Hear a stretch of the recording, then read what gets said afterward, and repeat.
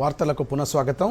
దేశవ్యాప్తంగా వినాయక చవితి వేడుకలు ఘనంగా జరుగుతున్నాయి. ఈ సందర్భంగా సిపిఐ రాష్ట్ర కార్యదర్శి కొత్తగూడెం ఎమ్మెల్యే కూనమనేని సాంబశివరావు భద్రాద్రి కొత్తగూడెం జిల్లా కొత్తగూడెం నియోజకవర్గంలో పలు మండపాలను సందర్శించి ప్రత్యేక పూజలు నిర్వహించారు. ఈ సందర్భంగా ఆయన దూరదర్శన్తో ప్రత్యేకంగా మాట్లాడుతూ అన్ని విఘ్నాలను తొలగించి ప్రజలకు శుభాలను చేకూర్చే ఆదిదేవునిగా విఘ్నేశ్వరుడు ప్రత్యేక పూజలు అందుకుంటారని తెలిపారు. వినాయక చవితి పర్వదినం నుండి ప్రారంభమయ్యే గణేష్ నవరాత్రి ఉత్సవాల సందర్భంగా ప్రజల్లో మత సామరస్యం, దైవభక్తి బలపడాలని ఆకాంక్షించారు.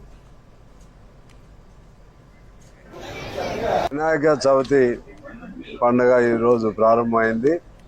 9 రోజుల పాటు ఈ నవరాత్రులు కూడా ఘనంగా జరుగుతాయి. అందరికీ మంచి జరిగే విధంగా ఆశీస్సులు వినాయకుడు ఇస్తాడని ఒక ప్రజల్లో ఒక బలమైన విశ్వాసం ఉంది. దానికి అనుగుణంగానే ఏ పని ప్రారంభించినా విఘ్నేశ్వరుడు అంటారు.